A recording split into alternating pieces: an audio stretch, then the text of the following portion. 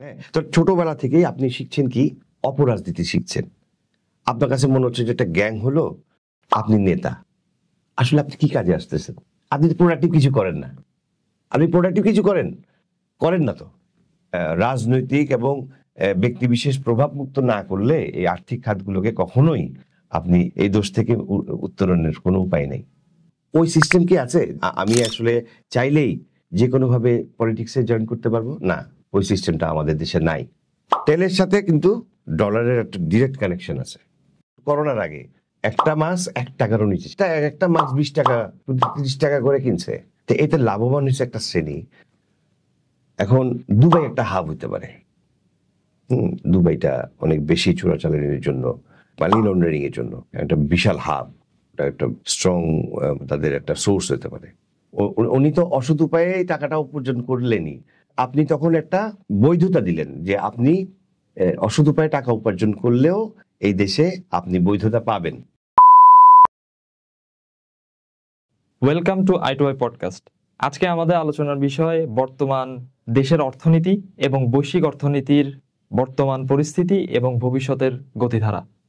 আজকে আমাদের মাঝে গেস্ট হিসাবে যিনি উপস্থিত আছেন তিনি বিগত 15 বছর যাবৎ আর্থিক প্রতিষ্ঠানে সেবাদানের সাথে যুক্ত। ওয়েলকাম কাজী মাসুদুল হক ভাই। আমার প্রথম কোশ্চেন হচ্ছে, এই টাকা কখন এটা সাদা টাকা এবং কখন এটা কালো টাকা? আচ্ছা, এটার জন্য প্রথমে আপনাকে অসংখ্য ধন্যবাদ আমাকে এখানে আমন্ত্রণ জানানোর জন্য। Thank you. আমরা কালো টাকা সাদা টাকা বলতে কি বুঝি? একটা হচ্ছে যে আমি যদি কোনো অপরাধ লব্ধ অপরাধের মাধ্যমে কোনো টাকা উপার্জন করি, যেটা দেশীয় আমাদের যে বাংলাদেশ ব্যাংক গাইডলাইনে আমরা যেভাবে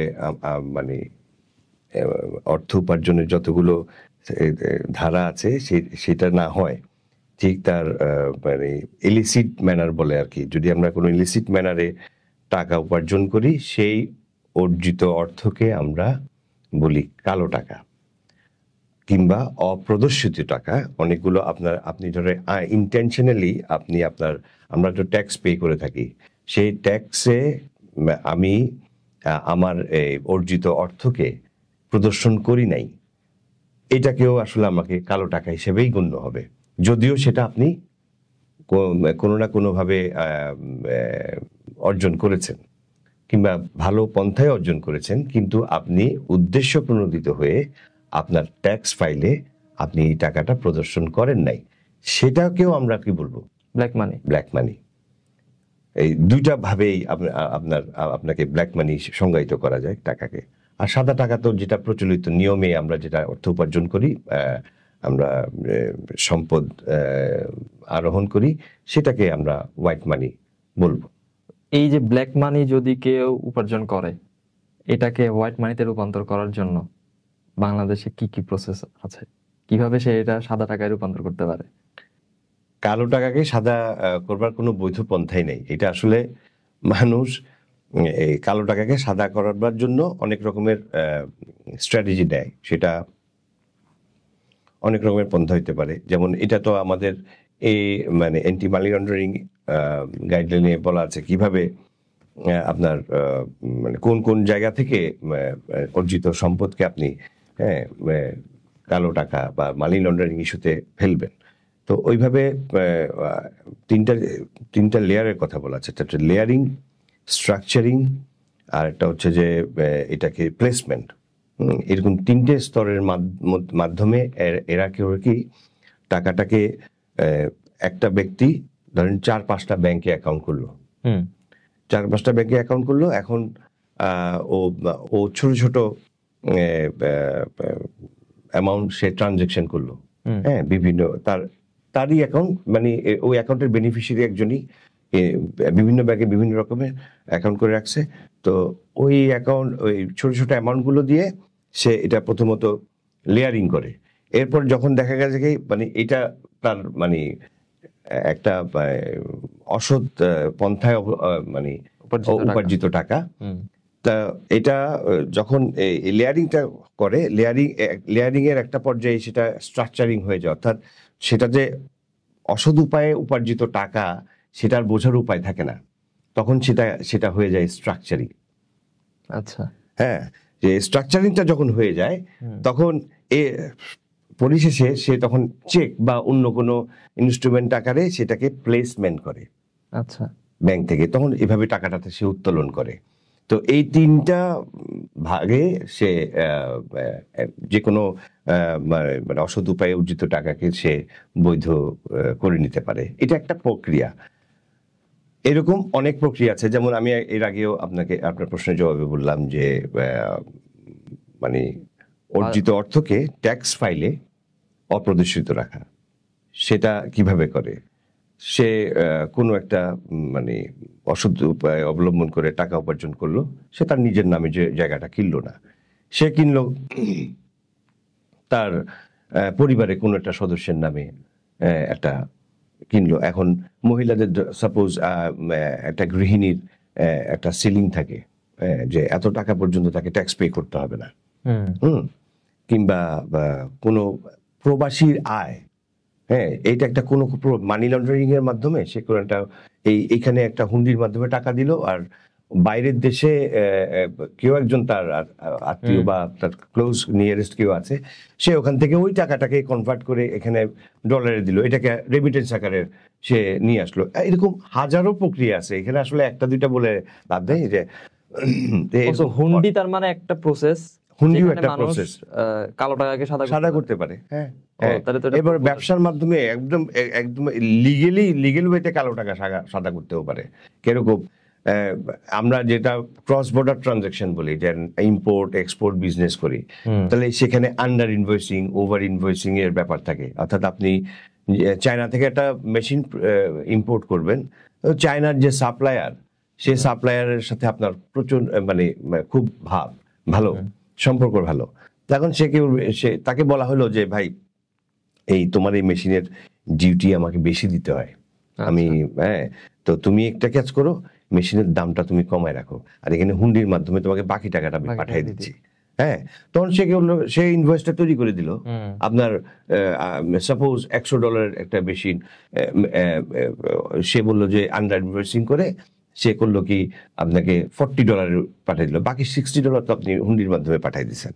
তাহলে এখানে আমাদের সরকার কিসে মানে বঞ্চিত হলো? ও যে ট্যাক্স বা ভ্যাট এটা রেজিস্ট্রে পায় নাই, ট্যারিফ পায় নাই, সেটা আমাদের দেশ বঞ্চিত হলো। তো এটাও এক ধরনের মানি লন্ডারিং। আচ্ছা আচ্ছা। তো বর্তমান অন্তর্বর্তীকালীন সরকার আসার পরে তারা একটা নীতিগত সিদ্ধান্ত নিয়েছে যে কালো টাকাকে সাদা করার যে বিধান ছিল এটা বাতিল করবে। এ ব্যাপারে আপনার মন্তব্য জানতে চাচ্ছি। এটা আমার কাছে মানে আমার এতদিনের মানে মানে আমি যে আর্থিক প্রতিষ্ঠানের সাথে যুক্ত আছি, এতে করে তো কিছু অর্থনীতির কিছু দিকগুলো আমার কাছে স্পষ্ট হয়েছে। হ্যাঁ, আমার কাছে কোনো দিনই এই প্রক্রিয়াটাকে কোনো ফ্রুটফুল প্রক্রিয়া মনে হয়নি, একদমই মনেই হয়নি। কারণ যিনি টাকা মানে মানে অসৎ উপায়ে উপার্জন করবেন, উনি মানে কখনোই এটাকে সাদা প্রদর্শন করে তো উনি আর ভালো হয়ে যেতে পারবেন না। উনি তো অসৎ উপায়ে টাকাটা উপার্জন করলেনই, তাহলে আপনি তখন একটা বৈধতা দিলেন যে আপনি অসৎ উপায়ে টাকা উপার্জন করলেও এই দেশে আপনি বৈধতা পাবেন, এই সুযোগটা দিয়ে করে দিলেন। তাহলে এটা তো উৎসাহী করে, আরো কালো টাকা তৈরি করবার জন্য মানুষকে উৎসাহী করতেছে, তাই না? তো এইটাকে আমার কাছে আমি এটাকে সাধুবাদ জানাই যে কালো টাকাকে সাদা করার যে প্রক্রিয়াটাকে বন্ধ করে দিয়েছে, এটা ভালো আমার কাছে মনে হচ্ছে। এটা আমার ব্যক্তিগত অভিমত আর কি, আর কিছু না। আচ্ছা, কালো করার যেটা, অর্থাৎ একটা টাকা আমার কাছে আছে, এটা তখনই কালো টাকা হবে যখন আমি এই উপার্জনটা আমি ট্যাক্স ফাইলে প্রদর্শন করব না। এইটা ছাড়া আর কি কি ওয়ে আছে যেটা যে কোনো একটা টাকাকে আমি কালো টাকা বলতে পারি? যে কোনো টাকাকে কালো টাকা বলতে পারে না। তাহলে আপনি যার কাছ থেকে আপনি টাকাটা মানে যার টাকা, তাহলে আমরা যেটা কেওয়াইসি বলি, হ্যাঁ, নো ইয়োর কাস্টমার। তাহলে আমরা যে কেওয়াইসি নেই, আপনার একটা অ্যাকাউন্ট ওপেন করেন, আপনাকে জিজ্ঞাসা করা হয় যে আপনি কি করেন, আপনি তখন বলেন আপনি স্টুডেন্ট। তাহলে স্টুডেন্ট অ্যাকাউন্ট আছে আমাদের। তাহলে স্টুডেন্ট অ্যাকাউন্টের ট্রানজাকশন ভলিউমটা কেমন হবে সেটা নিশ্চয়ই আমাদের গাইডলাইনে বলা আছে যে ও এত টাকা পর্যন্ত একটা সিলিং দেওয়া থাকে, প্রতি মাসে এত টাকা জমা করতে পারবে, এত টাকা উত্তোলন করতে পারবে। এটার বেশি হলে তখন তাদেরকে একটা সাসপিশিয়াস ট্রানজাকশন, একটা রিপোর্ট জেনারেট হয়, সেটা ব্যাংকগুলো করে থাকে। তখন তাকে সাসপিশিয়াস ট্রানজাকশন এই অ্যাকাউন্টে হচ্ছে এরকম একটা রিপোর্ট যায়। তাহলে একটা স্টুডেন্টের কাছে নিশ্চয়ই লাখ লাখ টাকা থাকবে না। হ্যাঁ, সে যদি আমাকে 50,000 টাকা জমা দেয়, একটা স্টুডেন্ট, তাহলে আমি কি মনে করব? এটা নিশ্চয়ই এটা একটা, তাহলে তার সাথে আমার কথা বলতে হবে যে এই টাকাটা কিসের, ডিক্লারেশন দিতে হবে তাকে, এই টাকাটা ও কোন উৎস থেকে এসছে। ঠিক আছে? তাহলে এইভাবে আমরা মানে জানতে পারি যে এটা আসলে অর্থের উৎসটা কি। উৎস অনুযায়ী হোয়াইট অ্যান্ড ব্ল্যাক। হ্যাঁ, অবশ্যই টাকার উৎস থেকেই তো আপনি, সোর্স থেকেই তো বুঝবেন যে এটা কোনটা ব্ল্যাক মানি কোনটা হোয়াইট মানি। আচ্ছা আচ্ছা, রিসেন্টলি আমরা অনেক নিউজ দেখেছি যে আমাদের দেশ থেকে প্রচুর টাকা পাচার করা হয়েছে। তো অ্যাকচুয়ালি সাধারণ অনেকেরই প্রশ্ন যে আসলে এটার প্রসেসটা কি, মানে এত টাকা যে পাচার হয়ে গেল, এটা তো একটা প্রসেস আছে। আমি যদি আপনাকে কোশ্চেনটা এভাবে করি যে আমার কাছে 1 কোটি টাকা আছে, আমি এটা পাচার করতে চাই, আমাকে একটা প্রসেস বলেন যেখানে আমি সরকারের কাছে ধরা খাবো না। আমি তো একটু আগে আপনাকে বললাম যে একটা উপায় বলে দিলাম না, যে হুন্ডি। আরেকটা উপায় বলে দিয়েছি, কিন্তু বললাম যে আন্ডার ইনভয়েসিং, ওভার ইনভয়েসিং। আচ্ছা, ঠিক আছে? সাপোজ আপনি তো ওটা ট্যারিফ মানে ট্যাক্স কম দেবার জন্য আপনি এটা আন্ডার ইনভয়েসিং করলেন। ওভার ইনভয়েসিংটা কি? এখন আপনি একটা শার্ট বিক্রি করবেন, আপনি দেশের বাইরে একটা শার্ট বিক্রি করবেন, আপনি জানেন এই শার্টের দাম $70। ঠিক আছে? কিন্তু আপনি যাকে বিক্রি করবেন, আপনি যে বায়ার, তাকে যদি বলেন না আমি এটা ইয়া করছি, এটা আপনাকে ইনভয়েসটা করছি, আমি $70 দেব, কিন্তু এটা তুমি আমার $70 আমি এক্সপোর্ট করব, কিন্তু তুমি আমাকে $100 পে করবে। আচ্ছা আচ্ছা, ঠিক আছে? কিন্তু আমাকে দেশে দিবা না, তো এটা আমাকে দেশে দিবা না, ওটা আমার ওই বিদেশে অ্যাকাউন্ট আছে না, ওই অ্যাকাউন্টে ট্রান্সফার করে দিবা। ও, তাইলে এই টাকাটা তো আমাদের দেশে আসছে, আসে নাই, তাহলে ও টাকাটা পাচার করলো না। আচ্ছা, হ্যাঁ, এক্সপোর্টের মাধ্যমে এরকম অনেক সময় টাকা পাচার হয়। এখন এটার জন্য আমরা বললেন যে ব্যাংকগুলো কি সেফগার্ড দেয়? হ্যাঁ, আমাদের সেফগার্ড আছে যে কিরকম, ব্যাংকের সেফগার্ড আছে এরকম যে ওরা প্রাইস ভেরিফাই করে বিভিন্ন অথেন্টিক সোর্স থেকে এই কমোডিটির কি প্রাইস হতে পারে, এটা একটা আনুমানিক একটা ধারণা পাওয়া যায়। সেইভাবে আমি তখন ইনভয়েসের সাথে মিলাই যে আপনার তো এটা তো এরকম প্রাইসিং হওয়ার কথা না, এত আশ্চর্যজনকভাবে মানে অবিশ্বাস্যভাবে এত কম কেন, এত কম টাকায় সেল করছেন কেন, তখন আমি তাকে ধরতে পারি। এখন এটা তো আমরা বলি যে আমাদের দেশের ব্যাংকগুলা না হয় ভাবলাম যে কিছুটা পলিটিক্যালি তাদেরকে মুভ করানো যাবে, পলিটিক্যালি একটু পাওয়ার থাকলে তাদেরকে কিছুটা রাজি করানো যায় যে কোনো ক্ষেত্রে, বা চাপ প্রয়োগ করা যায়। কিন্তু বাইরের দেশগুলো তো আরো স্ট্রিক্ট তাদের নীতি থেকে। তো এখন এই যে বাহিরে যে প্রচুর সম্পদ গড়ে তুললো যারা, এরপরে হচ্ছে অনেক বাড়ি, ফ্ল্যাট, তো ওইখানে কি এই জিনিসগুলো ধরা পড়ে নাই? মানে এটা হলো কিভাবে? এখন ফরেন ডিরেক্ট ইনভেস্টমেন্টের যে মানে গাইডলাইন, তা এক দেশে এক এক রকম। আমার দেশে কোনো একটা বিদেশি ইনভেস্ট করবে, এটার জন্য তো নিশ্চয়ই আমার একটা আমাদের যে এখন তো বোর্ড অফ ইনভেস্টমেন্ট বলে না, এখন কি বলে, বিডার পারমিশন নিয়ে এটা করতে হয়। ওই রকম ওদেরও একটা কম্পিটেন্ট অথরিটি থাকে, গাইডলাইন থাকে। এখন ওদের গাইডলাইন ভিন্ন হতে পারে। এখন আপনি সাপোজ মালয়েশিয়ায় কিংবা আর কোন টুরিস্ট যে স্পটগুলো আছে, তারা অনেকটা রিল্যাক্সড, মানে এইরকম ফরেন ডিরেক্ট ইনভেস্টমেন্টে অনেক রিল্যাক্সেশন দেয়। আচ্ছা, তারা এটা নিয়ে এত মাথা ঘামাচ্ছে না, কারণ তাদের তো ফরেন রেমিটেন্স আসতেছে, তাই না? তাদের ইনভেস্টমেন্ট হচ্ছে, বাইরের দেশের মানুষের টাকা দিয়ে সে এখানে হোটেল করতেছে, ইনফ্রাস্ট্রাকচারাল ডেভেলপমেন্ট হচ্ছে, তাই তো বাধা দেওয়ার কিছু নাই, দরকার নাই। হ্যাঁ, তো এখন কথা হচ্ছে আমাদের দেশ থেকে কিভাবে পাচার হচ্ছে এইটা দেখার দায়িত্ব আমাদের সরকারের।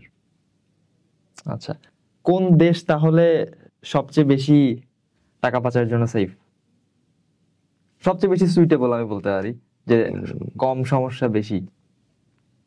এখন আমাদের ক্রস বর্ডার ট্রানজাকশন যে যে দেশের সাথে আছে, হ্যাঁ, হুম। সবগুলোর সাথে আমাদের আসলে কি অলমোস্ট এটা মানে সুযোগটা তৈরি হয়ে যায়। এখন দুবাই একটা হাব হতে পারে। দুবাইটা অনেক বেশি চোরাচালানের জন্য, সরি, মানি লন্ডারিং এর জন্য, হ্যাঁ, একটা বিশাল হাব। ওটা একটা, মানে আমার কাছে মনে হয়, মানে ওটা একটা স্ট্রং তাদের একটা সোর্স হতে পারে মানি লন্ডারিং এর, দুবাই। ওকে, আর ডলারের সংকটটা মূলত আসলে কি? এই যে আমরা দেখলাম রিসেন্টলি আমাদের ডলার সংকট হলো, ডলারের সংকট, ডলারের সংকটটা হলো ডলার সংকট আসলে কিভাবে হয়? ডলারের সংকট মূলত হয় যে আমার যে এক্সপোর্ট এবং ইম্পোর্টের যে ব্যালেন্সটা, আমি যা এক্সপোর্ট করি এবং সেটার থেকে যে রেমিটেন্স আমি গ্রহণ করছি, আমাদের ইনওয়ার্ড রেমিটেন্সের ওয়ে হচ্ছে দুইটা, একটা আরএনজি সেক্টর, আর একটা হচ্ছে যে মানে রেমিটেন্স, হ্যাঁ, ওয়েজ আন্ডার রেমিটেন্স। তো এই দুইটা সোর্সই আমাদের একমাত্র সোর্স, হ্যাঁ, ফরেন রেমিটেন্স, মানে ইনওয়ার্ড ফরেন রেমিটেন্সের জন্য। আর আউটওয়ার্ড কি, আমরা তো আসলে ম্যাক্সিমামের আমদানি নির্ভর একটা দেশ। আমাদের এখান থেকে মানে খাবার থেকে শুরু করে সব ধরনের ইন্ডাস্ট্রিয়াল আইটেম পর্যন্ত আমাদেরকে ইম্পোর্ট করে নিয়ে আসতে হয় আমাদের দেশকে। তো স্বাভাবিকভাবে ইম্পোর্টের উপর একটা বিশাল মানে চাপ পড়ে। আর ইম্পোর্ট পেমেন্টটা কিসে হয়? ফরেন কারেন্সিতে হয়। তাহলে আমাদের আর্নিং সোর্স যদি কম হয়, তাহলে ইম্পোর্ট যদি বেশি হয়, মানে আমাদের এক্সপোর্ট কম হলে ইম্পোর্ট বেশি হলে, তাহলে তো আমাদের আসলে ডলারের ঘাটতি হবেই স্বাভাবিকভাবে।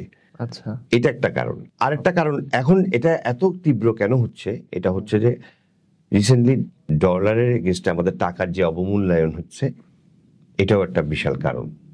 অবমূল্যায়ন কেন হলো? টাকা পাচারের কারণে? অবমূল্যায়ন তো আসলে এটা একটা বৈশ্বিক, এটার সাথে ইন্টার রিলেটেড, বৈশ্বিক একটা ব্যাপার আছে, মানে যেটা ইন্টারন্যাশনাল পলিটিক্স। তারপরে এই যে যুদ্ধ হলো না, রাশিয়া ইউক্রেনের যুদ্ধ, হ্যাঁ, তারপরে টু সাম এক্সটেন্ট করোনাতেও কিন্তু অনেক দেশগুলো দেখা গেছে কি মনোপলি বিজনেস করছে, ঠিক আছে? আপনি দেখলেন না মাস্ক, আমরা তো মনে হয় মাস্ক একটা যখন করোনার আগে 1 টাকারও নিচে ছিল, একটা মাস্ক 1 টাকারও নিচে ছিল। তো ওই সেই মাস্কটা, একটা মাস্ক 20 টাকা 30 টাকা করে কিনছে। তো এতে লাভবান হচ্ছে একটা শ্রেণী, কিংবা যেখান থেকে ইম্পোর্ট করা হচ্ছে সেই দেশ, হ্যাঁ, এগুলো থাকবে। আপনার ডলারের এগেইনস্টে আমার টাকার অবমূল্যায়নটা অনেকগুলো কারণ আছে। আমাদের ন্যাচারাল রিসোর্সের খুব অভাব, তারপরে ডলারের উপরে এক্সট্রা মানে নির্ভরশীলতা, এক্সপোর্ট কমে যাওয়া। আমাদের তো income source export, foreign currency income source. তাহলে আমাদের সোর্সটা কি? আরএনজি আর ওই যে ফরেন রেমিটেন্স বললাম যেটা, এটা বাইরেও আলাদা অনেকগুলো সেক্টরে কাজ করা যেত, যেটা বিগত কোনো সরকারই আসলে এই বিষয়টাতে খুব বেশি কাজ করছে বলে আমার মনে হয় না। কারণ পার্শ্ববর্তী দেশ পাকিস্তান এত দুর্দশাগ্রস্ত দেশ হওয়ার পরেও পাকিস্তানের টেক্সটাইল ইন্ডাস্ট্রিটা অনেক ভালো ইন্ডাস্ট্রি। ওরা কিন্তু টেক্সটাইলে অনেক, ওদের ফেব্রিক্স বলেন এগুলো তো আমাদের দেশে অনেক বেশি চলে, তাই না? আমাদের দেশ বলে না, ওটা বিশ্বের অনেক দেশেই এটা আসলে ওরা এক্সপোর্ট করে। ওদের টেক্সটাইলটা ভালো, ইন্ডাস্ট্রি গড়ে তুলছে, কিন্তু আমাদের দেশে তো এটা গড়ে উঠতে পারে না কেন? এত বছরে আরএমজি ব্যবসা করতেছি আমরা, হ্যাঁ, এত আরএমজি ব্যবসা করছি, কিন্তু আমাদের কিন্তু সেই হিসেবে ওই টেক্সটাইলের, এখন টেক্সটাইলের র মেটেরিয়ালস কি? তুলা ইম্পোর্ট করতে হয় কোথার থেকে? ম্যাক্সিমামই চায়না থেকেই হয়, ভারত থেকেও হয়, বা অন্যান্য আরো 2-1টা দেশ থেকেও তুলা ইম্পোর্ট করতে হয়। কিন্তু তুলার চাষ, আমি ওই দিন খবরে দেখলাম তুলার চাষিরা ওরা বলছে যে এখানে যদি সরকারের পৃষ্ঠপোষকতা থাকে, তাহলে আমাদের দেশে অনেক তুলায় স্বয়ংসম্পূর্ণ হওয়ার সম্ভাবনা আছে। তুলা যদি স্বয়ংসম্পূর্ণ হয়, তাহলে তো আমার এখানে এটার সাথে আমার টেক্সটাইল ইন্ডাস্ট্রিটা দাঁড়ায় যায়। প্রধান র মেটেরিয়ালস তো তুলা, তাই না? এটা তো তাহলে তাহলে এখানে অভাবটা হচ্ছে নীতি নির্ধারণের পর্যায়ে যারা আছে পলিসি মেকিং এ ইচ্ছার এটা অভাব। হ্যাঁ, এটা ওরা বলছে যে ওরা ওরা ওরা ওরা দাবি জানাচ্ছে যে তুলাকে কৃষি পণ্য হিসেবে ডিক্লারেশন দিচ্ছে না কোনো একটা অজানা কারণে, এটা আমি জানি না, এটা ওদের ভাষ্য, তুলা চাষীদের থেকে আমি শুনলাম এই খবরে। তো এটাকে কৃষি পণ্য করলে কি সুবিধা? কৃষি পণ্য করলে কিছু ভর্তুকির ব্যাপার থাকে, আচ্ছা আচ্ছা, এটা রাষ্ট্রীয়ভাবে সরকারিভাবে ভর্তুকি দিতে হবে। এদের তুলা চাষীদেরকে কিছু ভর্তুকি বা এটা কিছু স্ট্র্যাটেজি নিবে যে কিভাবে এটা তুলা চাষটা বাড়ানো যায়। আমার মনে হয় এখানে একটু ফোকাস দিলে সরকার, তাহলে আমার মনে হয় একটু ভালো কিছু আসতে পারে। আর টেক্সটাইলটা দাঁড়ায় গেলে তো পুরোটাই ডলারই আমার থেকে যায়, আমাকে ইম্পোর্ট করতে হয় না চায়না থেকে। আচ্ছা, এখন বর্তমান অবস্থা কি? এটাকে আমরা কি একটু স্টেবল হয়েছি? এই যে ডলারের সংকট আমাদের কিছুটা ডলারের সংকট কমেছে? বলতে আমার আমার ধারণাটা হবে, কারণ কি আমি গত বছর যেরকম মানে অর্ডারের ক্রাইসিস দেখছি এই যে আরএমজি সেক্টরে, এখন এটা অনেকটা কাটা গেছে, এখন কিন্তু অর্ডার পাচ্ছে তারা। এখন করে অর্ডার পাচ্ছে। তো এটা যদি সাকসেসফুলি পলিটিক্যাল এই যে আনসার্টেনটি যদি না থাকে, তাহলে আমার মনে হয় বা আনইন্টারেক্টেড থাকলে এটা এটা ভালো করবে। এবার অভ্যুত্থানের পরে আমরা দেখলাম যে অনেকগুলো ব্যাংক বন্ধ হয়ে যাবে, এরকম অনেকগুলো নিউজ আমরা পেলাম। তো এরপরে আমরা দেখলাম ব্যাংকগুলো বন্ধ হলো না, সরকার টাকা ছাপিয়ে ব্যাংকগুলোকে সাপ্লাই দিল, যার ফলে ব্যাংকগুলো এখন পর্যন্ত একটা ব্যাংকও বন্ধ হয়নি। এতে করে আসলে সরকারের লাভটা কি হলো, বা ইকোনমি কতটুকু লাভবান হলো? আমি বলি ব্যাংক, প্রথম কথা হচ্ছে যে আসলে ব্যাংক কি? ব্যাংকটা আমি যদি বলি যে অর্থনৈতিক চালিকা শক্তি, যদি ব্যাংকটাকে অর্থনৈতিক চালিকা শক্তি ধরি, তাহলে শুধু ব্যাংক শুধু মানে প্রফিট মেকিং অর্গানাইজেশন না,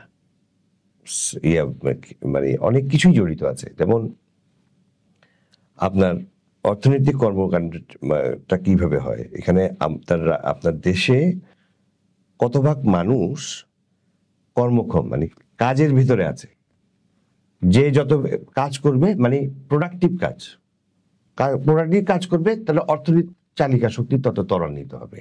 এটাকে তো বলা হয় অর্থনীতি ত্বরান্বিত হয়তো এইভাবে, হ্যাঁ, এটাকে তো চালিকা শক্তি বলে। তো ব্যাংকের কিছু দায়িত্ব থাকে। ব্যাংক আসলে আমি মনে করি যে ব্যাংকটা আসলে বিজনেসম্যানদের মেন্টর।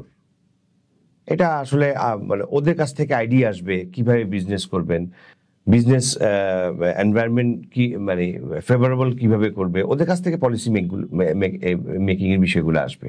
হ্যাঁ, তো আপনার প্রশ্নটা কি ছিল? যে এই যে সরকার যে এক্সট্রা টাকা আচ্ছা, টাকা ছাপিয়ে যেটা মানে এই সংকট থেকে উত্তরণ করতে চাচ্ছে, সংকট থেকে উত্তরণের বিষয়টা হচ্ছে যে আগে কোনো ব্যাংক বন্ধ করা এটা কোনো অর্থনীতির জন্য সুখকর কিছু না।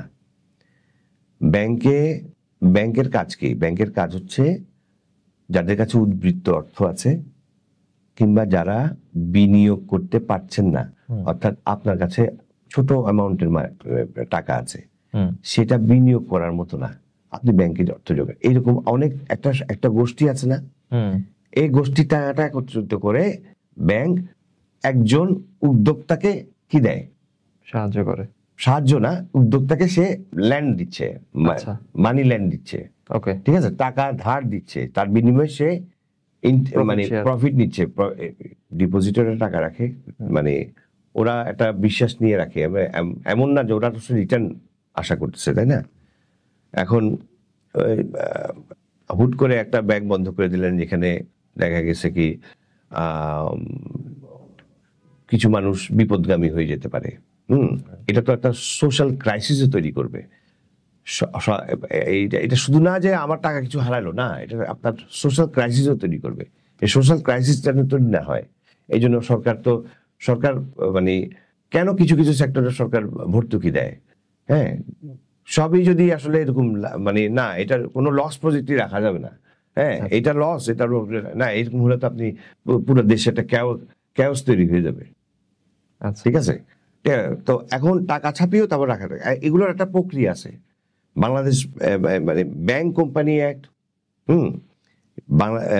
বাংলাদেশ ব্যাংক অর্ডার, এই ধরনের কিছু মানে গাইডলাইন দেওয়া আছে যে কিভাবে একটা সমস্যাগ্রস্ত ব্যাংক ওখান থেকে উত্তরণের উপায় কিভাবে হবে, কিংবা যদি উত্তরণের কোনো উপায় না থাকে কিভাবে অবসায়ন হবে, হ্যাঁ, কিংবা ব্যাংকগুলো যে সমস্যাগ্রস্ত ব্যাংকগুলোকে মার্জিংয়ে যেতে পারে, যেটা উন্নত অনেক বিষয়ে এরকম মার্জিং হয় না, অনেক বড় বড় কোম্পানি মার্জিং হয়, হ্যাঁ। তো এটার অনেকগুলো মানে স্ট্র্যাটেজি আছে, পদ্ধতি আছে। এটা হুট করে আমরা বলে দেওয়া যাবে না এই ব্যাংকগুলো বন্ধ হয়ে যাবে, এটা যারা বলে তারা না জেনে বলতেছে, হ্যাঁ। যারা বলে এটা আমি বিশ্বাস করি না। তো মানে আমার অবিশ্বাসের কিছু আসে জানে, এটা আমি বলতে চাচ্ছি যে এগুলো একটা প্রক্রিয়ার মাধ্যমে দেবে, এটা টাইম কনজিউমিং এর ব্যাপার আছে। আইসিবি ইসলামী ব্যাংক আজকে থেকে না, এটা খারাপ হয়েছে তো অনেক বছর আগে। কমার্স ব্যাংক আজকে থেকে না, অনেক বছর আগে সেটা খারাপ হয়েছে, কিন্তু তারপরেও কি এই ব্যাংকগুলো বন্ধ হয়েছে? বন্ধ হয় নাই, এটা বন্ধ করা যায় না। তার মানে সরকার যেটা করলো এই ডিসিশন অনেক পজিটিভ। সরকারের মুখ থেকে তো আমি শুনি না যে এই ব্যাংকগুলো বন্ধ হয়ে যাবে, হ্যাঁ দেউলিয়া হয়ে যাবে প্রথম কিছু, হয়তোবা এটা মিসকনসেপশন কিংবা ওনাদের, আমি জানি না এটা ওনারা কেন বলছেন, ওনারা আমার থেকে অনেক ভালো জানেন, হ্যাঁ।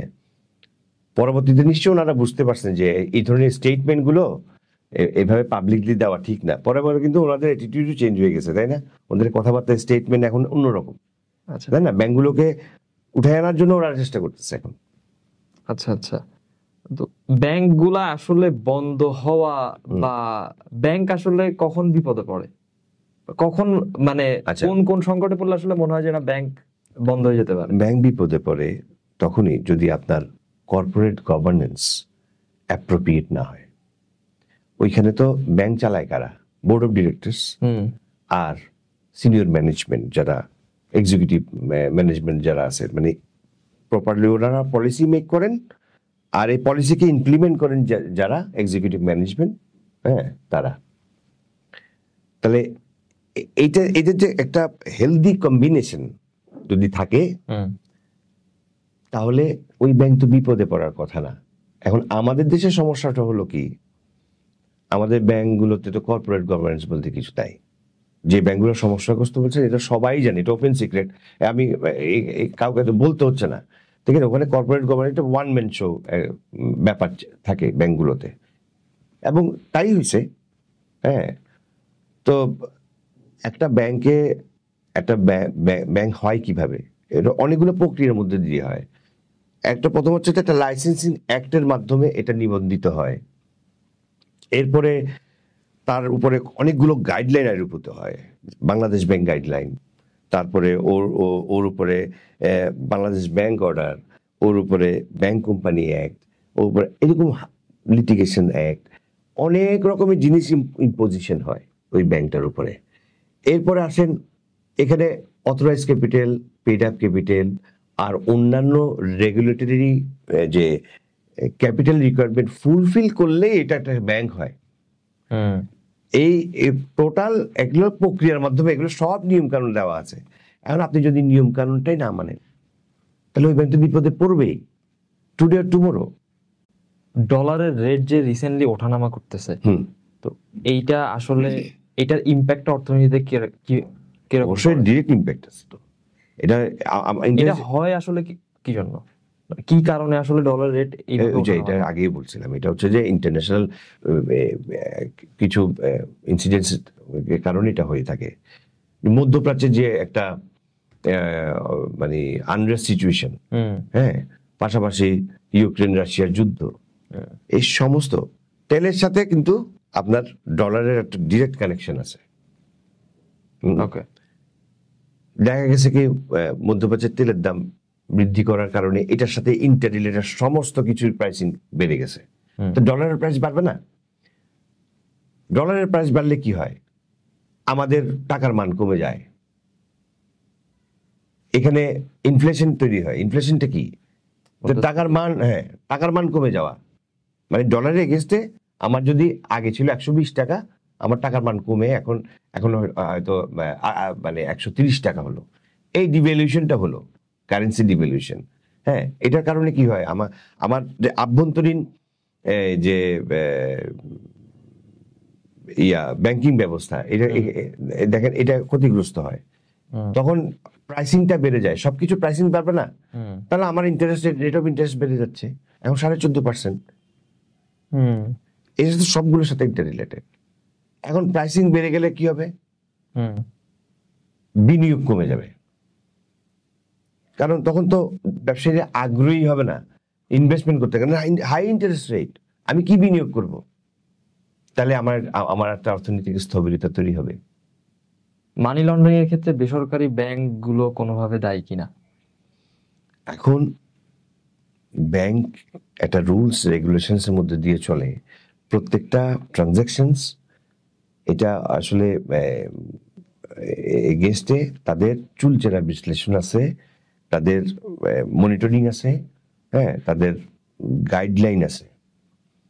এখন কেউ যদি এটার ব্যত্যয় করে তাই তো এখানে আর কিছু করবার নাই। সাপোজ আমি আউটার একটা মানে বাইরের দেশে একটা টিটি পাঠাবো, রেমিটেন্স পাঠাবো বাইরের দেশে, আচ্ছা, তো এইরকম গাইডলাইনে তো মানে শত শত নিয়ম দেওয়া আছে, মানে কোন কোন ক্ষেত্রে আপনি বাইরে কত ডলার বা কত ফরেন কারেন্সি পাঠাতে পারবেন। হ্যাঁ, আর আপনি ওটা তোয়াক্কাই করলেন না, আমি পাঠিয়ে দিলাম, কারণ আপনার সাথে একটা মিউচুয়াল অ্যারেঞ্জমেন্ট আছে ওই ব্যাংকের সাথে। হ্যাঁ, এই ব্যাংকের এই ব্যাংক বললাম তো ওদের জন্য যেটা ইনওয়ার্ড, আমাদের জন্য আউটওয়ার্ড। সুতরাং আমাদেরকে অনেক বেশি সচেতন হতে হবে এই ক্ষেত্রে, ওদেরকে এত সচেতন হওয়ার কিছু নেই। হ্যাঁ, আছে কিছু কিছু ক্ষেত্রে, ওই যে বললাম যে যদি ওদের ওই দেশে পলিসি কি তো আমি জানি না, ওই দেশে যদি রিল্যাক্সেশন থাকে, ইনওয়ার্ড রেমিটেন্সের ক্ষেত্রে যদি রিল্যাক্সেশন থাকে, তা আমাদের আউটওয়ার্ডে আমি কোনো মানে কমপ্লায়েন্স মেনটেনই করলাম না, সেটা আমার খুশি, যে যেমনটা হয় আর কি ব্যাংকিং সেক্টরে, হ্যাঁ, খেয়াল খুশি মতো। হ্যাঁ, তো এটা করলে তো মানে আপনিও করতে পারবেন। তো আমি তো বললাম যে এটা তো রাজনৈতিক এবং ব্যক্তি বিশেষ প্রভাব মুক্ত না করলে এই আর্থিক খাতগুলোকে কখনোই আপনি এই দোষ থেকে উত্তরণের কোনো উপায় নেই।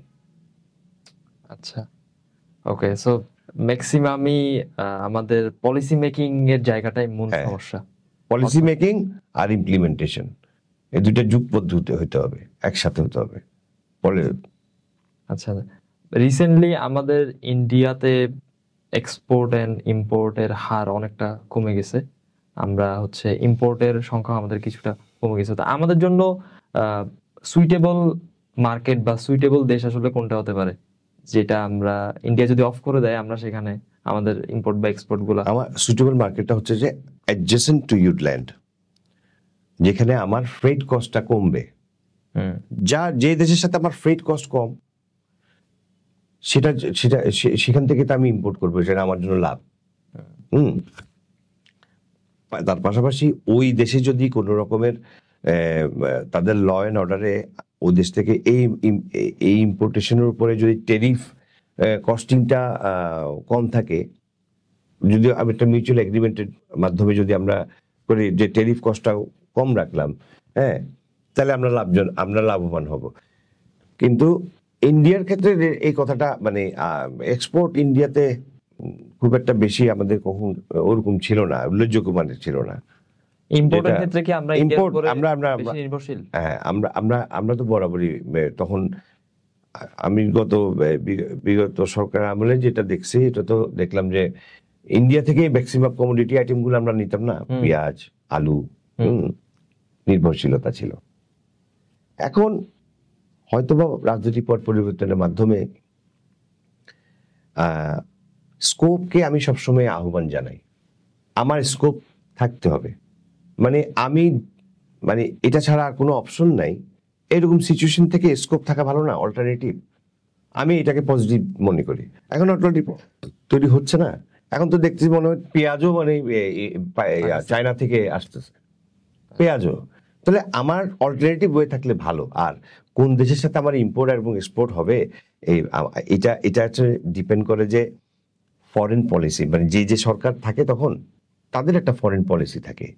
হ্যাঁ, তখন তারা কোন দেশ থেকে কোন জিনিসগুলো আমদানি করবে রপ্তানি করবে এই জিনিসগুলো ডিসাইড করে।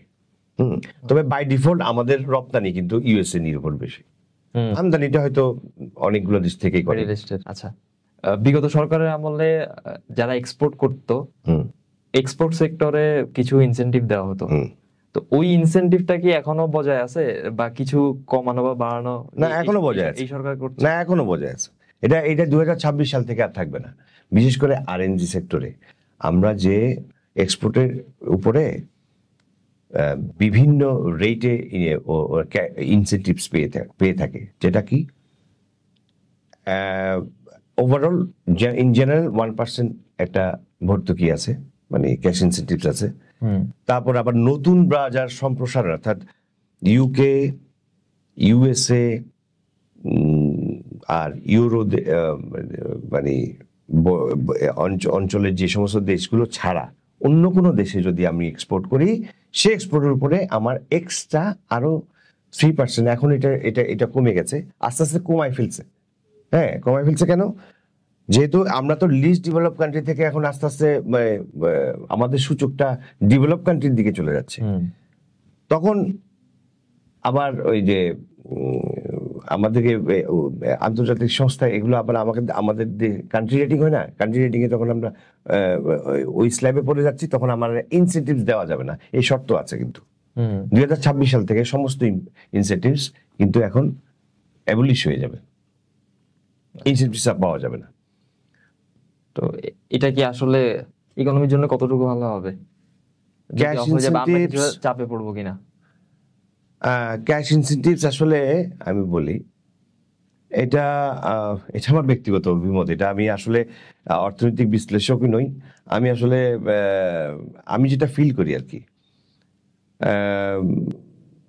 যেটা হলো ইনসেন্টিভস দিয়ে আসলে একটা সেক্টর, মানে বিজনেস সেক্টরকে টিকায় রাখা আমার কাছে মনে হয় না এটা আসলে যৌক্তিক। হ্যাঁ, ইনসেন্টিভ দিয়ে না, এটা প্রতিযোগিতার মাধ্যমে হবে। এটা হয়তো মানে মানে আমাদেরকে এই ইন্ডাস্ট্রিকে মানে আরো উন্নতি করবার জন্য যে পলিসি নেওয়া দরকার সেটা হইতে পারে, কিন্তু ইনসেন্টিভস দিয়ে এটার মানে আমি উত্তরণ আমার কাছে মনে হয় না। ক্যাশ ইনসেন্টিভস মানে দ্য অনলি ওয়ে টু মানে কি বলবো, মানে এটাকে এই সেক্টরটাকে আপগ্রেড করবার জন্য না, এটা করতে হবে আমাকে পলিসি মেক করতে হবে কি এই সেক্টরটা থেকে। মানে এখন যেটা করছি আমি আরএমজি, আমি আরএমজি কেন বলছি, আমি আরএমজির সাথে খুব নিবিড়ভাবে জড়িত এই কারণে। তাহলে এখানে আমাদের মানে টেক্সটাইল ইন্ডাস্ট্রিটা যদি একটু ডেভেলপড হয়, তাহলে আমার যে $100, সাপোজ $100 আমি একটা এক্সপোর্ট অর্ডার নিলাম, হ্যাঁ, এটার আসলে $70 আমার এই র ম্যাটেরিয়ালস প্রকিউরমেন্টে চলে যায়। মানে আমি $70 খরচ করে ফেলি আমার এটা তৈরি করবার জন্য র ম্যাটেরিয়ালস বিভিন্ন দেশ থেকে আমি কিনে নিই। আমার আসলে থাকে কত, আমার এক্সপোর্ট টোটালি $30। আচ্ছা, হ্যাঁ, আলটিমেটলি কিন্তু সাইজটা দেখায় কত, আর এমনি সাইজ দেখায় অনেক বড়, কিন্তু আলটিমেটলি আমার স্থিতি কি আমাকে এটা বুঝতে হবে। আমার আসলে ইনকাম হলো $30। তো ওই জায়গা থেকে আপনাদেরকে উঠে আসতে হবে। এটার সাথে যে রিলেটেড ইন্ডাস্ট্রিগুলোকে আরো মজবুত টেকসই করতে হবে। বাংলাদেশের ইকোনমি আসলে চালিকা শক্তি বা দাঁড়ায় আছে বলতে পারি আমরা 3টা সেক্টরের উপরে, আরএমজি এবং একটা হচ্ছে কৃষি, আর একটা হচ্ছে রেমিটেন্স। তো আরএমজি সেক্টর আমরা শুনতে পেলাম যে এই অভ্যুত্থানের পরে যে খুবই ক্ষতিগ্রস্ত হয়েছে এবং আমরা আরএমজিতে খুবই পিছায় পড়তেছে, আমাদের অর্ডার গুলা বিভিন্ন দেশে চলে যাচ্ছে। এটা আসলে কতটুকু সত্য? দেখেন, আমি বলি আমাদের শুরু থেকে আরএমজি সেক্টরটাকে কিভাবে দেখা হতো, এখানে আসলে মানে লেবার কস্ট কম, এই জন্য বাই ডিফল্ট আমাদের কাছে কি আসতো, অর্ডারগুলো আসতো। পাশাপাশি আপনি দেখবেন এখন ভিয়েতনাম আমাদের তুলনায় না হলেও তারা খুব অল্প সময়ে কিন্তু এই সেক্টরে অনেক বেশি ডেভেলপমেন্ট আনছে। আর আপনি যদি লেবার কস্টের কথা চিন্তা করেন, আফ্রিকা একটা বিশাল হাব হতে যাচ্ছে। বাংলাদেশ কিন্তু সেই অর্থে একটা বিশাল কম্পিটিশনের মধ্যে পড়ে যাবে আর্মি সেক্টরে। তাহলে ও আমরা তো অনেক বছর সময় পাইছিলাম, আমরা এটাকে একটা কম্পোজিট ইন্ডাস্ট্রি তৈরি করতে পারি নাই। ঠিক আছে, মানে আর্মি সেক্টরে যেমন ধরেন শুধু সুইং তো না, মানে শুধু সেনানোতে আসলে আমাদের কাজ হইতে পারে না। আমাদের এটা পাশাপাশি আমি বারবার বলতেছি যে টেক্সটাইল ইন্ডাস্ট্রি, এটা পাশাপাশি ডাইং ইন্ডাস্ট্রি, এটা পাশাপাশি হ্যাঁ আর্মি সেক্টরে আমরা একটা জিনিস অর্জন করছি, সেটা হচ্ছে ব্যাকওয়ার্ড লিঙ্কেজ। আমাদের যেটা লোকাল এক্সপোর্ট, যেটা এখানে কিছু এক্সেসরিজ তৈরি হয় বাংলাদেশে, এটা কিন্তু হয়েছে, আর এটাকে আরো শক্তিশালী করা যেতে পারে। তাহলে এটা করলে টোটাল কম্পোজিট ইন্ডাস্ট্রিটা দাঁড়ায় যাবে বাংলাদেশে, যেটা অন্যান্য দেশ মাত্র শুরু করবে। হ্যাঁ, আমরা তো অনেক বছর সময় পাইছিলাম, আমরা কিন্তু এটা করতে পারতাম, এটা করতে পারিনি, এটা দুর্ভাগ্য। এটা আমি জানি না কেন করতে পারিনি। অভ্যুত্থানের পরে কি আসলে আমাদের এই আরএমজি না, এটা যে কোনো একটা পলিটিক্যাল আনরেস্ট সিচুয়েশন হলেই বায়াররা অবশ্যই ভীত সন্ত্রস্ত হবে। আপনি এখানে মারামারি করছেন, খবরে তো যাচ্ছে মারামারি হচ্ছে, খবরে যাচ্ছে এখানে গাড়ি আটকায় রাখছে। হ্যাঁ, তো ইন্টারন্যাশনালি যে বায়ার, ওরা তো দেখতেছে, নিউজগুলো দেখছে না, তো ওরা তো এটা তখন মানে খুব আনসার্টেন ফিল করবে। আমি কিভাবে যাব, গিয়ে আবার ফিরত আসতে পারবো কিনা, আমি তো আবার ওর যদি এই পলিটিক্যাল আনরেস্ট তৈরি হয়, তাহলে তো আমার প্রোডাকশন হ্যাম্পার হবে, আমাকে তো টাইমলি সে শিপমেন্ট করতে পারবে না, তার উপরে ট্রাস্ট নষ্ট হয়ে যাচ্ছে। এটার ফিউচার কি দেখেন? এটা তো আরো গ্রো আপ করবে। এটা শুধু এই অভ্যুত্থানে না, এটা তো আমি বিগত অনেক বছর ধরেই দেখতেছি যে কোনো পলিটিক্যাল চেঞ্জিং এর সাথে সাথে এই ধরনের একটা অ্যাম্বিগুইটি তৈরি হয় সবসময় দেখছি। তো এটাও ওভারকাম হবে ইনশাল্লাহ, আমি মনে করি ওভারকাম হবে। ডলার এখন সবচেয়ে কারেন্সির ভিতরে সবচেয়ে ডমিনেট করছে। তো রাশিয়া তার যে রুবেল যে কারেন্সি, এইটাকে এস্টাবলিশ করার চেষ্টা করছে। বিশেষ করে আমরা যখন রাশিয়া ইউক্রেন ওয়ার দেখি, তখন দেখি যে আমেরিকা স্যাংশন দেয়, কিন্তু রাশিয়া সেই স্যাংশনকে ওভারকাম করে সে তার নিজস্ব কারেন্সিতে বিভিন্ন দেশের সাথে বিজনেস করে। এবং যেমন ইন্ডিয়া স্যাংশন, আমেরিকা স্যাংশন থাকা সত্ত্বেও ইন্ডিয়া রাশিয়ার সাথে বিজনেস কন্টিনিউ করে। সো রুবেল কারেন্সি কি ডলার কারেন্সির সাথে কম্পিট করে আসলে কতদিন টিকতে পারবে? না, এটা কখনোই সম্ভব হবে না। এটা এখনই রুবেল নিয়ে আমি কোনো মানে ভবিষ্যৎবাণী করতে পারবো না, কারণ এটা একেবারে ভ্রূণ পর্যায়ে আছে। কারণ রাশিয়া অনেক বড় দেশ, ঠিক আছে, কিন্তু আমাকে এটা বুঝতে হবে যে আসলে আমি রাশিয়া থেকে কি ইম্পোর্ট করি, রাশিয়া থেকে কি কি জিনিস আমার প্রয়োজন।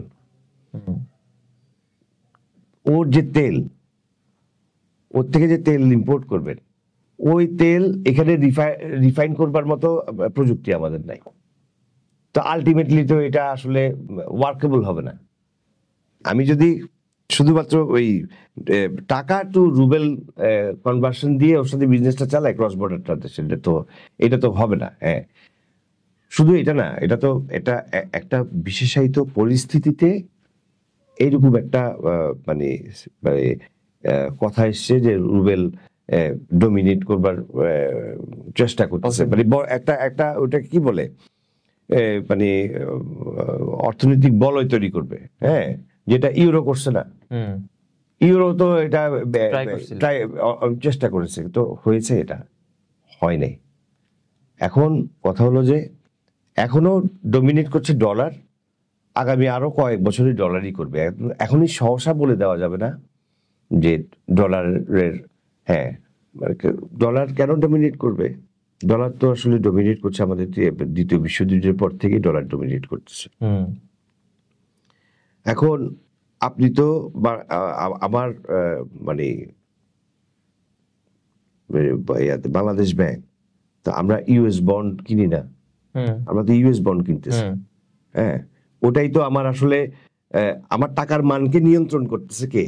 আমি ইউএস বন্ড কিনছি, হ্যাঁ, আর আমার যে ডলার আমার কাছে গচ্ছিত আছে, এইটা আমার মানটাকে নির্ণয় করে যে $1 সমান কত হবে টাকা। ঠিক আছে, তো আমাদের ম্যাক্সিমাম এক্সপোর্ট কিন্তু ইউএসএ, আরএফজি বিশেষ করে বিশাল বাজার ওঠানে। হ্যাঁ, এখন জানি না নতুন ট্রাম্প সরকার আসার পরে আসলে কতখানি ওনার তো আসলে বুঝতে পারছি না, মানে বিভিন্ন সময় বিভিন্ন রকমের স্টেটমেন্ট আসতেছে তো ওনার কাছ থেকে, আসলে প্রেডিক্ট করাটা খুব কঠিন এই সময়ে।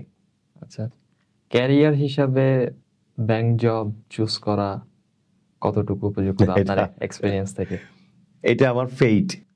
হ্যাঁ, এটা আসলে আমি কখনোই ছোটবেলা থেকে মানে আহ, মানে এই ধরনের আর্থিক প্রতিষ্ঠানে চাকরি করব, ব্যাংক, বিমা কিংবা অন্য, হ্যাঁ, আমার ভাবি নাই কখনো। এটা হলো যে আমাদের দেশে মানে মানে এডুকেশন সিস্টেমটা, এটা কর্মসংস্থানের সাথে অ্যালাইনমেন্টটা নাই। এক্স্যাক্টলি। ঠিক আছে, আমি যে সাবজেক্টে লেখাপড়া করেছি আমার ওই সাবজেক্ট রিলেটেড ভালো লিভিং স্ট্যান্ডার্ড এনশিওর করবে এরকম প্রপার জব নাই। হ্যাঁ, যার কোনো বাধ্য হয়ে আমাকে পাবলিক কম্পিটিশনে কম্পিট করে একটা চাকরি ম্যানেজ করতে হয়েছে, আর নাথিং এলস। আচ্ছা, তবে এটা বলতে পারি যে এগুলোর সাথে জড়িত থাকতে থাকতে মজা নিচ্ছি আর কি। এখন কথা হলো যে যখন আপনি আপনাকে কেউ ধর্ষণ করছে, যখন আপনি জানেন যে এখান থেকে আর রক্ষা পাওয়ার উপায় নাই, আপনি ওই মজাটাই নিবেন। আচ্ছা আচ্ছা। তো ক্যারিয়ার কেউ যদি ব্যাংক জব চুজ করতে চায়, তো তাকে আপনি কি সাজেশন দিবেন যে এটা আসলে কতটুকু সুযোগ সুবিধা? না, এটা নিতান্তই আমার পার্সোনাল এক্সপিরিয়েন্স। আমার আমি আসলে পড়াশোনা করেছি সাহিত্যে, ইংরেজি সাহিত্যে। আমার পড়াশোনার সাথে আসলে এই ব্যাংকিং বা আর্থিক প্রতিষ্ঠানের ক্যারিয়ারটা যায় না। তারপরেও আমি যেহেতু দীর্ঘদিন ধরে এই সেক্টরটাতে আছি, তাহলে আমাকে এটার সাথে মানিয়ে নিতে হবে। আর আমি তো মানাতে হলে কি করতে হবে, আমাকে আসলে এই প্রফেশনে থাকতে হলে আমাকে কিছু প্রফেশনালি কিছু নলেজ এখান থেকে নিতে হবে। আর এই নলেজ আরোহণ করতে করতে আসলে একটা ভালোবাসা তৈরিও হয়ে যায়। আলটিমেটলি আমি এখন এই সেক্টরটা ছেড়ে অন্য কোনো সেক্টরে জব করবো এটা ভাবতেছি না আবার। আচ্ছা আচ্ছা। ট্রেড ফাইন্যান্সটা মূলত আসলে কি? ওই যে বললাম ট্রেড ফাইন্যান্স বলতে এখানে তো দুই ধরনের ফাইন্যান্স থাকে ট্রেড ফাইন্যান্সের মধ্যে, প্রি ফাইন্যান্স, পোস্ট ফাইন্যান্স। অনেক রকমের ক্রাইটেরিয়া আছে, সব ব্যাংকিং টার্মিনোলজি না বলি তাহলে এটা বোরিং হবে। এটা হলো যে আপনি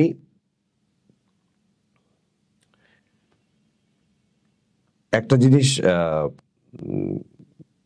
এক্সপোর্ট এবং ইম্পোর্টের দুই ক্ষেত্রে বলি, এক্সপোর্ট করবেন, তাহলে আপনি এটা তৈরি করতে তো আপনার কিছু র মেটেরিয়ালস দরকার হবে, তাই না? তাহলে এই র মেটেরিয়ালস দরকার হলে এখানে আমার কি কি করতে হয়, আমার হয়তো আমি যদি একটা শার্ট তৈরি করি তাহলে আমার হয়তো একটা সুতা লাগবে, আমার বাটন লাগবে, ফেব্রিক লাগবে, সেটা টাকা করি। আপনাকে শুধু আমি বললাম আপনাকে 100টা শার্ট বানাই দিও, তাহলে আপনার কাছে তো টাকা নাই। আপনি ব্যাংকে গেলেন, আমার সাথে আপনার যে কমিটমেন্টটা হয়েছে সেই কমিটমেন্টটা ব্যাংকে জমা দিলেন যে ভাই ওর সাথে আমার একটা কমিটমেন্ট হয়েছে, লিগেল ওয়েতে হইতে হবে, এটা একটা লেজিটিমেসি থাকতে হবে। তো আমাকে টাকা দেন অগ্রিম, প্রি ফাইন্যান্স। ওকে, ঠিক আছে। পোস্ট ফাইন্যান্স, আপনি মালটা তৈরি করাটার পরে আপনি এটাকে কি করলেন, এক্সপোর্টের সময় এসছে। তো এক্সপোর্টের সময় আসলে আপনার তো আসলে ওভারহেড কস্টিং লাগবে। আপনি এতদিন ধরে মালটা তৈরি করছেন, আপনার আন্ডারে 2-4 জন মানুষ এখানে কর্মচারী আছে না, ওদের বেতন তো দিতে পারতেছেন না। কিন্তু আমি শুধু বানাবোই, 2 মাস ধরে বানাচ্ছি, ভাই কতদিন বাকি রাখবেন আপনি টাকা? আচ্ছা ঠিক আছে, ব্যবস্থা করতেছি, মালগুলো তো রেডি আছে। হ্যাঁ, তখন ব্যাংকে গিয়ে বললেন ভাই আমার তো মালটা রেডি, হ্যাঁ, এখন শুধু খেলে আমার ওভার কস্ট লাগবে, এটার এগেইনস্টে ডলার যেটা আসবে এটা তো আপনার কাছে জমানো থাকবে, হ্যাঁ, আমাকে কিছু টাকা এখন দেন, আমি বেতন ভাতা দিই। Post finance. আচ্ছা, তো এইটা হচ্ছে ট্রেড ফাইন্যান্স। ট্রেড ফাইন্যান্সের সুযোগ সুবিধা এক্সপোর্টের, হ্যাঁ, এই যে সুযোগ সুবিধা, আপনার কাছে টাকা নাই, আপনার মানি সাপ্লাই নাই, সেই সময়ে ব্যাংক আপনাকে মানি সাপ্লাই করছে। অ্যাজ এ ক্যারিয়ার হিসেবে ট্রেড ফাইন্যান্সের সুযোগ সুবিধা কি, ও যে আমি ট্রেড ফাইন্যান্সে হ্যাঁ, ট্রেড ফাইন্যান্সে আসলে এখানে মানে ভ্যারাইটি অনেক, কাজের ভ্যারাইটি অনেক, কাজ শেখার মানে স্কোপ অনেক। হ্যাঁ, টোটাল ইন্টারন্যাশনাল ক্রস বর্ডার ট্রানজ্যাকশনটা অনেক ইন্টারেস্টিং। হ্যাঁ, এখানে ভ্যারাইটি থাকার কারণে বোরিংনেসটা আসে না। আপনি ধরেন যে সাপোজ লোন, একজনকে লোন দিলেন আর লোন আদায় করলেন, এটাতে কোনো ভ্যারিয়েশন নাই। লোন দিচ্ছি আর ওর প্রতি মাসে কিস্তি না চালাইলে ওকে ফোন দিচ্ছি, হ্যালো করছি, একই। কিন্তু ক্রস বর্ডার ট্রানজ্যাকশনে ট্রেড ফাইন্যান্সিং ক্ষেত্রে সেখানে আপনাকে অনেক ভ্যারাইটি থাকে। এই ভ্যারাইটির জন্যই আসলে মানে বলে না, variety is the spice of life. এটা সো ট্রেড ফাইন্যান্সে যারা কাজ করে তাদের অনেক লেট সিটিং করতে হয়, যে সবার হয়তো বা 6টা-7টা বাজে ছুটি হয়ে যাচ্ছে, আপনাদেরকে 10টা-11টা অনেক সময় আরো বেশি থাকতে হয়। তো এটা আপনি কিভাবে? এটা একটা সময় ছিল, কিন্তু এখন ডিজিটালাইজেশন হয়েছে তো, হ্যাঁ, তাহলে এখন আমাদের রিপোর্টিং এগুলো সবগুলো রিপোর্টিং গুলো এখন আমাদের অ্যাটসাইটই হচ্ছে। কারণ আপনার এখন তো ওরা এমন এমন সফটওয়্যার ইউজ করছে বা অনেক ব্যাংক, যে আপনি বসে একসাথে মানে ট্রানজ্যাকশনও করছেন, ওটা অ্যাট এ টাইম রিপোর্টিংও হয়ে যাচ্ছে। ঠিক আছে, এটা আমাদের সময়কে এখন অনেক তবে লেট সিটিং করতেই হবে ট্রেড পিপলদেরকে, যারা ট্রেডে কাজ করে তারা লেট সিটিং দিতে হবে, কারণ তাদের ট্রানজ্যাকশনের ভ্যালু কিন্তু অনেক। হ্যাঁ, এটা প্রত্যেকটা কিন্তু ডেটাগুলো বাংলাদেশ ব্যাংকে যাচ্ছে, ডেটাগুলো আমাদের ন্যাশনাল স্ট্যাটিস্টিক্স ডিপার্টমেন্টে যাচ্ছে। তো সুতরাং এটার গুরুত্ব অনেক বেশি, এবং এটার উপরে আপনার বাজেট হয়। হ্যাঁ, এখানে যদি আপনি মিস রিপোর্টিং করেন, হ্যাঁ, তাহলে কিন্তু এই যে বাজেট এস্টিমেট করে এইগুলা কিন্তু ভুল হয়ে যাবে। সুতরাং এটা গুরুত্ব সহকারে, এবং এই ডিপার্টমেন্টটাকে, ট্রেড ফাইন্যান্স ডিপার্টমেন্টকে অনেক গুরুত্ব সহকারে নেয়। আমাদের আদমশুমারি অনুযায়ী আমাদের বর্তমান যে জনসংখ্যা, তার 50% উপরে হচ্ছে তারুণ্য। হিউজ এই যে তারুণ্যের যে শক্তি, এইটাকে আমরা কেন মানে ব্যবহার করতে পারতেছি না? বা আমাদের হচ্ছে যেভাবে সিঙ্গাপুর আসলে এই শক্তিকে ইউজ করে তারা সিঙ্গাপুর হয়েছে, আমরা কেন এই শক্তিটাকে ব্যবহার করে আমাদের ইকোনমি, এটা তো আমাদের ইকোনমি বুস্ট করার কথা, কারণ পৃথিবীর অনেক সিভিলাইজেশনেরই এই জিনিসটা খুবই মানে এটা মনে হয় অনেক বছর পর পর এই সংখ্যাটা আসে, যে যেখানে তারুণ্যের সংখ্যাটা সবচেয়ে বেশি থাকে। সবার তো এই শক্তিটা নাই, তো আমাদের এই শক্তিটা থাকার পরেও আমরা কেন এটাকে ইউজ করে ইকোনমিতে ডেভেলপ করতে পারছি না? আচ্ছা, এটাতে আগে আমাকে মানে অন্যান্য দেশ যেগুলো আপনি বলছেন, সিঙ্গাপুর বা এদের উন্নতির পেছনে প্রধানতম কারণ হচ্ছে তাদের দেশে একটা প্রপার সিস্টেম, গভর্নমেন্ট মানে সিস্টেম তৈরি করা আছে। ওদের গভর্নমেন্টই একটা প্রপার সিস্টেম তৈরি করে দিয়ে। Again system. আচ্ছা, হ্যাঁ, এগেইন সিস্টেম। আমি বলবো তো বারবারই সিস্টেমের ব্যাপার, গলত সিস্টেমই। আমাদের এখানে বিশাল যে জনশক্তি তার আপনি দেখছেন, এদের কত অংশ আসলে কর্মক্ষম হওয়া সত্ত্বেও কর্মহীন অবস্থায় আছে, এটাকে আপনাকে বুঝতে হবে।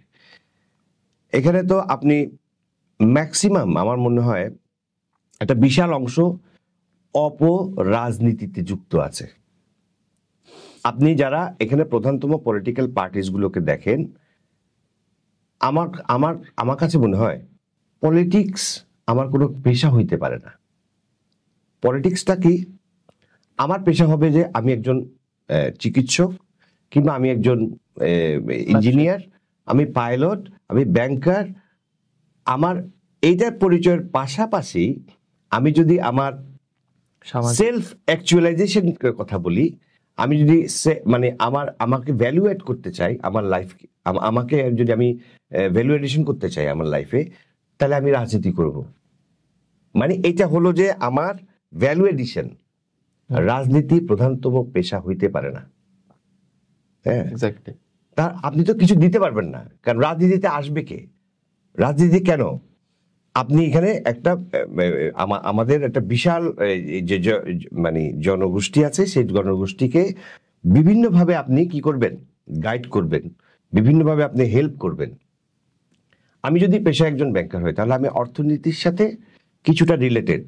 তাহলে আমার যদি কিছু শুভবুদ্ধি থাকে, কিংবা আমার যদি সততা থাকে, হ্যাঁ, দেশকে কিছু দেবার থাকে, হ্যাঁ, তাহলে আমি কি করবো, কি আমি পলিটিক্সে জয়েন করব।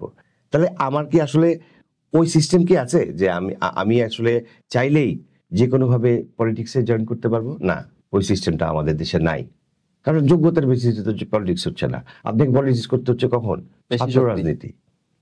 ছাত্র রাজনীতি কি শিক্ষা প্রতিষ্ঠানে ইয়াংদেরকে ইউজ করা হচ্ছে আসলে। হ্যাঁ, অপরাজনীতিতে। মানে আপনি স্টুডেন্ট লাইফে তো আপনি পড়াশোনা করবেন, আপনি তো ওখানে তখন রাজনীতি শিখবেন না। তাইলে যখন আপনি রাজনীতি শিখলেন, আর আমাদের রাজনীতি সংস্কৃতি কি? রাজনীতি শিখে মানে আমরা তো আসলে ওই রাজনীতির জ্ঞানগুলো আমাদের নাই। না। আমরা তো শুধু মিছিলের ওই আপনি এটাই তো বলতেছি যে আমাদের এটার এই রাজনৈতিক যে শিষ্টাচার আমাদের দেশে বিদ্যমান আছে, সেই শিষ্টাচারটা কি?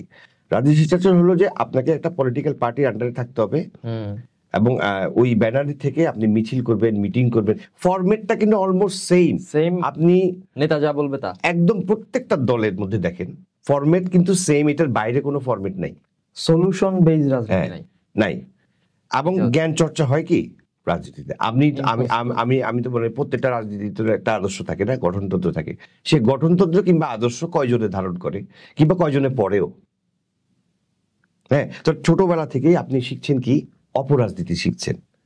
আপনার কাছে মনে হচ্ছে যে একটা গ্যাং হলো, রাজনীতি মানে এগুলো। হ্যাঁ, আপনার 8-10 জন আপনার পাশে সবসময় ঘুরঘুর করতেছে, আপনি নেতা। আসলে আপনি কি কাজে আসতেছেন? আপনি তো প্রোডাক্টিভ কিছু করেন না। আপনি প্রোডাক্টিভ কিছু করেন না তো। হ্যাঁ, তো আপনাকে প্রোডাক্টিভ করতে হবে। সেটা কখন করবেন? সেটা তো শিক্ষা প্রতিষ্ঠানে হবে। তো শিক্ষা প্রতিষ্ঠানে যদি আপনি প্রোডাক্টিভ মানে ছাত্র তৈরি করতে না পারেন, হ্যাঁ, তাহলে আপনি এই বিশাল জনশক্তিটা আপনার জন্য একটা বোঝা হবে যে একটা সময় গিয়ে। এক্স্যাক্টলি ওইটাই হলো। হ্যাঁ, ওটাই হচ্ছে। শিক্ষা প্রতিষ্ঠানে তো আপনি রাজনীতি যখন ঢুকাবেন, সে তো একটা বোঝা হয়ে যাচ্ছে।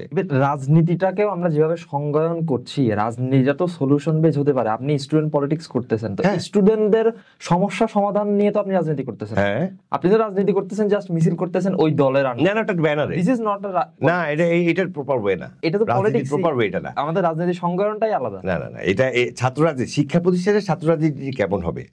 এটা হবে যে আভ্যন্তরীণ ছাত্রছাত্রীদের গণতান্ত্রিক ভিত্তিতে তারা একটা নেতা নির্বাচন করবে, যে তাদের সমস্যাগুলো সেখানে তারা এটা শিখবে, ডিল করবে।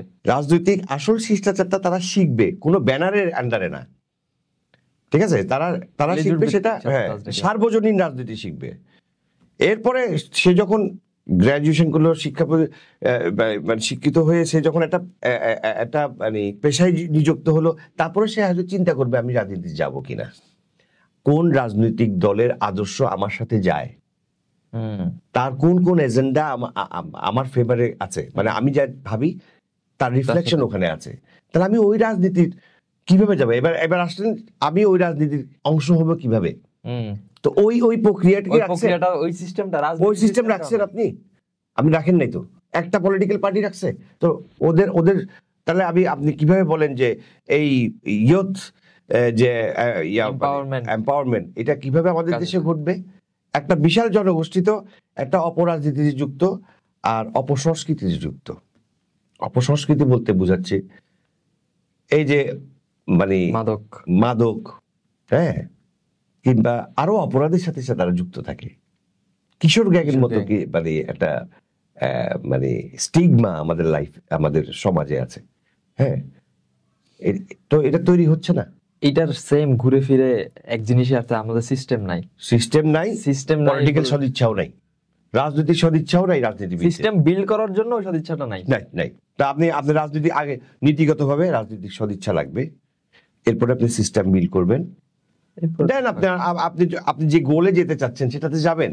থ্যাংক ইউ সো মাচ ভাইয়া ফর ইউর টাইম, আপনি আমাদেরকে সময় দিয়েছেন, and thank you for watching this podcast. Stay tuned with i2i podcast.